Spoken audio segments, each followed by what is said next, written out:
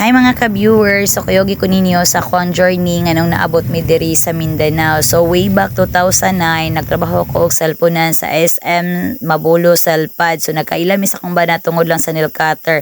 Og diri sa Mactan Shrine, mao man niya mo ang first nga nag-date mi sa ako ang banana. So mo niya mo mga naong ato nga panahon na 2010, nagkasal na mi og mo niya nga mo ang wedding ring. So pagka 2011 is nakaanak na mi sa among kamagulang laki, pagka 2012 nakaanak mi sa among kamagulang mga huran nga babae. So nagtrabaho day ko sa usa ka kumpanya dito sa Cebu. Ang pangalan is Sport City International. So diri mo ni amo ang boarding house dito sa Pilipog, Cordova. So 4 years ra pod mi nga nakapuyo ani nga balay. So 2019 naguli ko og Bohol kay taga Bohol man ko nya na ko gi-process dito nga papers gikuyog na ko akong pamilya. So 2022 nag-transfer na mi og lain nga boarding house kay gigamit na manggod ang balay sa Tag-iya. So diring dapita mo ni ang amo ang boarding house ug nakita po na ninyo nga akong mga junakis diri is mga dagko na gyud sila. So dili na gyud na nato mapugnan ang ilahang mga edad. So diring dapita mura sila og kambal. Kung unsa gisulob sa magulang, mo sad ang gisulob sa manghod.